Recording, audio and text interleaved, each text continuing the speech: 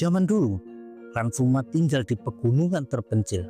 Mereka bertahan hidup dengan merampok rombongan yang lewat wilayah mereka, tidak peduli itu pedagang ataupun pejabat. Hal itu sampai menarik perhatian Hojo Ujino, gubernur wilayah tersebut, yang langsung mengerahkan pasukannya untuk memberantas klan Fuma. Tapi klan Fuma melibas habis pasukan gubernur tersebut dengan penampilan mencolok dari Fuma Kotaro generasi 1 yang berbadan besar seperti beruang. Hojo Ino lalu menawarkan pekerjaan sebagai pasukan pengawal di kastilnya. "Kami senang karena tidak akan kelaparan lagi," jawab Fuma Kotaro, dan resmi jadi prajurit loyalnya Hojo Uino. Beberapa tahun kemudian pecah perang besar yang melibatkan kastil Hojo Uino. Besarnya pasukan lawan bikin bahkan klan Fuma dikalahkan. Fuma Kotaro generasi 1 ditangkap, 2 lengannya dipotong dan dikurung di penjara bawah tanah. Beberapa dekade kemudian, ada tim penjelajah yang menelusuri situs peninggalan sejarah. Mereka menemukan penjara bawah tanah, tapi di situ tidak ditemukan satupun kerangka, hanya ada sisa rantai yang sudah putus. Itulah sejarah yang dibaca oleh Ishikawa Kisa saat ini. Dia yakin karakter Endo sudah turunan dari leluhurnya. Ishikawa berjalan dan bingung, banyak orang berkerumun. Ternyata mereka sedang melihat rombongan Kasama Endo. Ada Ichiya, Taromaru, Tohru, Rondo, dan satu lagi murid kelas 3 bernama Mochizuki Goten. Ternyata kerumunan murid itu menganggap Endo dan kawan-kawan lebih mirip berandalan sekolah. Endo dan kawan-kawan sedang membahas usulan tentang menamai kelompok mereka ini. Ishikawa Kisa pun mendekat dan langsung dapat sambutan tidak ramah. Tapi wakil ketua OSIS itu ngasih tahu kalau kehadiran mereka di sini menakuti murid-murid lain. Demi kenyamanan bersama, Kasama Endo pun mengusulkan agar pindah tempat ke rumahnya saja. Semua pun setuju, dan Ichiya terang-terangan melarang Ishikawa buat ikut. Endo dan kawan-kawan disambut ceria oleh Fuma Kotaro ke-19, yaitu ayahnya Endo. Ichiya dan yang lainnya langsung salfok sama penampilan ayah Endo. Mereka yakin kalau pria ini adalah Yakuza. Sementara itu, di lantai 2 rumah Endo, ada seseorang yang menyusup masuk. Itu adalah Ishikawa Kisa yang tadi tidak diajak. Dia melihat foto yang menarik perhatiannya dan langsung memotret pakai handphonenya. Tahu-tahu sesuatu yang bikin merinding muncul di belakang Ishikawa. Dia menoleh dan melihat ada kepulan asap yang punya mata dan mulut. Benda aneh itu menyambung turun sampai ke punggung ayah Endo dan menginfokan tentang adanya penyusup. Ishikawa pun segera pergi, menyadari kehadirannya sudah diketahui. Tapi pas dia coba lewat atap rumah, di situ sudah ada Fuma Kotaro yang menunggu. "Itu jutsu magnet. Berarti kamu dari klan Ishikawa kan?" kata pria mirip Yakuza itu. Fuma Kotaro bilang agar Ishikawa menyerahkan foto di handphonenya dan dia bisa pergi secara baik-baik. Ishikawa cuma nyengir tak menjawab, tapi sambil menyiapkan jutsu miliknya. Tahu-tahu sudah ada kepulan asap di bawah kakinya. Bocah ini sedang menyiapkan jutsu di bawah kakinya. Teriak asap aneh yang punya mata dan mulut itu. Fuma Shuriken On. Kumpulan asap itu berubah jadi moncong serigala besar. Refleks cepat Ishikawa langsung melompat ke udara. Dia memakai jutsunya untuk melayang di udara menjaga jarak dari ayahnya Endo. Tapi sebuah shuriken asap berukuran besar melayang ke arah Ishikawa.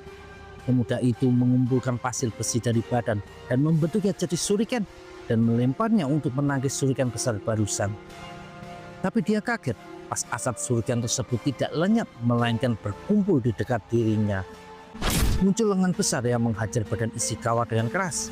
Terdengar suara retak dari badan Ishikawa dan dia terjatuh ke atap rumah Endo dengan keras. Sekali lagi Fuma Kotaro minta agar Ishikawa menyerahkan handphonenya. "Bagaimana kalau aku menolak?" jawab Ishikawa masih ngeyel. Kembali kepulan asap berkumpul di dekat Ishikawa, berubah wujud jadi palu dan langsung memukul jari kelingking Ishikawa sampai retak. "Pikirkan baik-baik anak muda, sebelum kamu terluka lebih parah." Tapi Ishikawa malah menunjukkan foto di handphonenya. Apa wanita di foto ini ada hubungannya? Kenapa Endo tidak suka dengan kata ninja? Ekspresi ayah Endo berubah. "Kamu sudah kelewat batas. Aku sudah tidak mau mengampunimu lagi. Dan kepulan asap itu berubah jadi banyak lengan besar yang siap menyerang Ishikawa. Sebaiknya kamu pakai ninjutsu terkuatmu, atau kamu akan mati dalam keadaan menyesal karena tidak sempat melawan dengan maksimal, kata Fumako Taro. Ishikawa maju dan berniat menyerang dengan pertarungan fisik, tapi tendangannya bisa ditangkis dengan mudah. Satu lengan besar menghantam Ishikawa sampai terlempar ke udara. Dengan dua lengan besar lain sudah menunggunya dan langsung menggencet badan Ishikawa. Pemuda itu muntah darah dengan parah dan badannya melayang jatuh. Ishikawa masih belum tumbang. Dia mengeluarkan darahnya sendiri yang mengandung pasir besi dan mematerialisasinya menjadi sebilah pedang. Aku akan menebasmu, Fumako Taro. Ternyata tendangan yang ditangkis ayah Endo tadi dipakai Ishikawa untuk menyalurkan ninjutsunya, mengubah badan Fumako Taro jadi magnet. Dia yakin tepasannya akan kena dengan dibantu daya tarik magnet tersebut. Satu tangan asap menangkis pedang Ishikawa, tapi pedang itu dalam sekejap berubah jadi serpihan pasir besi dan kembali memadat setelah melewati lengan asap itu dan mengarah ke leher Fumako Taro. Tapi pria berwajah seram itu menghentikan pedang tersebut cuma pakai dua jari saja, seperti sedang memegang sebatang lidi. Ishikawa melotot tak percaya, padahal ada daya tarik magnet yang kuat, tapi pedangnya tetap bisa dihentikan. Tenaga Ishikawa sudah habis, badan cedera parah, dia cuma bisa pasrah pas satu lengan asap besar mengarah badannya dari atas. Tahu-tahu ada tetangga yang lewat dan memanggil Fumako Taro, menanyakan kenapa banyak asap di rumahnya. Ayah Endo menoleh dengan muka ceria dan menyapa tetangganya itu. Kesempatan tersebut dipakai Ishikawa buat pergi. Tapi tidak dengan handphonenya yang berhasil diambil sama makhluk-makhluk aneh yang terbuat dari asap tersebut. Ishikawa cuma bisa pergi dengan kesal, karena selain gagal, dia juga terluka lumayan parah. Sementara itu di sekolah, ada Fujibayashi Sen mendatangi Hattori Sanso, menanyakan tentang tindakan Sanso menarik Scorsese, seorang murid yang bermasalah. Aku tahu kejadian Kasama Engine yang melukai ayah kita bikin situasi jadi panas. Sanso bilang tidak cuma itu. Membiarkan masalah kecil akan membuatnya semakin besar suatu hari nanti. Makanya sekarang kita harus menyingkirkan Kasama Endo sebelum klan Fuma menguasai Akademi Jinshin. Di sore hari yang tidak cerah, Ichiya melihat ada kakek tua kebingungan di pinggir jalan. Dia pun berniat membantu, tapi malah tahu-tahu dipukul pakai tongkat sama kakek tua renta tersebut. Ichiya bingung kenapa ada ninja senior yang menyerangnya. Meski ada ketegangan dengan ketua OSIS, tapi hal ini tetap saja aneh. Mau tidak mau Ichiya harus melawan, tapi dia meremehkan lawannya yang dengan tusukan tangan melesat cepat ke bagian rusuk. Ichiya mengerang kesakitan, tapi masih ada serangan susulan. Tendangan yang mengincar tenggorokan. Untung Ichiya masih sempat menangisnya. Ichiya sadar lawannya ternyata bukan ninja, karena dari tadi tidak ada ninjutsu sama sekali. Pilihan terbaik adalah menghentikan kakek gila di depannya ini. Kaki Ichiya sempat menyentuh kaki si kakek dan segera menarik kaki kanan kakek itu masuk ke dalam bayangan, membuatnya tak bisa melangkah lagi. Ichiya sedang berpikir bagaimana cara menghentikan kakek ini tanpa ninjutsu lebih lagi, bahkan ninjutsu di depan orang biasa. Belum selesai Ichiya berpikir, tahu-tahu kakek tua itu melempar tongkatnya ke arah pasangan sejoli yang berjalan di dekat situ. Ichiya segera melesat menghalau lemparan tongkat tersebut. Tapi siapa sangka, gadis yang dia selamatkan tiba-tiba menusukkan pisau ke perut Ichiya. Sepertinya kurang akurat ya kalau mengendalikan dua boneka sekaligus. Salam kenal Ichiya, aku Segi, kelas 2, kata pemuda di sebelah gadis tadi. Ichiya berdiri sambil megang perutnya yang terluka. Meski tidak fatal, tapi tetap berbahaya. Apalagi situasinya 1 lawan 3. Meski kakek dan gadis itu dikendalikan pakai ninjutsu, tapi kemampuan berkelahinya cukup tangguh. Hanya memastikan, kamu Uchiha kelas 1 kan? Tanya Seki. Iya benar, kamu siapa kepala? Uchiha balik tanya. Aku hanya diperintah buat menyerang musuh OSIS yaitu Kasama Endo dan teman-temannya. Ichiya mengerti kalau Hattori Sanzo sudah menganggap kelompok Ichiya sebagai musuh. Ichiya pun memutuskan bertarung serius. Cepat atau lambat akan terjadi juga kan, guman Ichiya. Sedangkan Seki malah mengatai Ichiya ini anggota kelompok yang terlemah.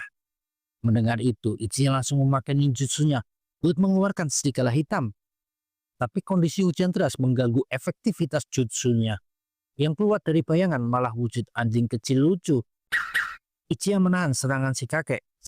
Sedangkan Hoemaru yang berbentuk anjing kecil menabrak kaki gadis yang memegang pisau dan langsung pecah jadi bayangan yang menahan kaki si gadis itu agar tidak bisa bergerak. Ichiya langsung maju ke arah Seki, berniat bertarung jarak dekat. "Kamu pikir bisa mengalahkanku kalau mendekat?" tanya Seki. Dengan sigap, Seki menangkis pukulan Ichiya berbarengan dengan lututnya menghajar perut Ichiya. Lalu satu tinju keras menghajar muka Ichiya sampai membuatnya terpental. "Aku jauh lebih baik dalam pertarungan jarak dekat tahu." Seki memutrat Ichiya yang terbaring di jalanan dengan darah semakin mengalir banyak. Seki menelpon Sanzo mengabarkan kalau Ichiya sudah dikalahkan. Sedangkan Ichiya berpura-pura pingsan sambil memakai ninjutsunya buat pelan-pelan menghentikan pendarahan. Ichiya berniat membalas Seki kapan hari lagi. Tapi mendengar Seki meremehkan Kasama Endo dan ngomong dia sendiri akan bisa mengurus kelompok Endo ini. "Kalau Endo tidak bisa menyerang orang biasa, berarti ninjutsumu akan mudah buat melumpuhkannya," ujar Seki. Ichiya mengingat bagaimana pertemanannya dengan Endo. "Pengecut sepertimu tidak akan bisa mengalahkan bos kami, bahkan dalam 1000 tahun," kata Ichiya sambil susah payah bangkit berdiri lagi. "Tapi meski begitu, aku tidak bisa membiarkanmu begitu saja." Seki bilang sebaiknya Ichiya memakai sisa tenaganya buat menghentikan pendarahannya. Ichiya memakai bayangan yang bercampur dengan darah dari lukanya sendiri. Chikaki Namasu. Muncul makhluk hitam besar yang maju menerkam ke arah Seki, yang tenang saja menanggapinya. Tak berapa lama ada Endo yang disuruh ayahnya buat mengantarkan payung untuk Ichiya. Matanya terbelalak melihat sosok terkapar bersimbah darah di jalanan, yang tak lain adalah Ichiya. Di sebuah rumah sakit yang disponsori keluarga Tokugawa, terbaring 3 ninja Oni Waban yang sedang dirawat. Nona Kunisada tampak sedih mengingat bagaimana kuat dan ngerinya Kasama Enjin. "Mereka sudah seperti ayah angkat buatku. Melukai mereka berarti perang," geram Nona Kunisada. Di ruang perawatan lain, ada Endo dan kawan-kawan menunggu Ichiya yang masih belum sadar juga. Mochizuki Goten bingung siapa yang menyerang Ichiya dengan brutal begitu. Toru yakin kalau ini perbuatan Sanzo, si ketua OSIS. Tarumaru menahan Toru agar tidak buru-buru menarik kesimpulan. Goten juga setuju karena OSIS didukung klan Iga yang kuat. Endo cerita dia menemukan Ichiya tertusuk di bagian perut agak ke belakang dengan wajah bonyok kena pukulan. Artinya dia ditusuk dari belakang alias diserang tiba-tiba. Endo berdiri dan tampak sangat marah. Sedangkan 4 orang lainnya tersentak merasakan hawa membunuh Endo yang meluap. Bahkan dirasakan oleh Nona Kunisada dan Mibusu yang sedang di luar ruangan tersebut. Nona Kunisada tidak pernah merasakan tekanan seperti ini. Dia masuk dan menemukan Endo yang sedang berusaha ditahan oleh teman-temannya. Kehadiran Nona Kunisada jelas mengejutkan semua orang yang tahu tentang dirinya.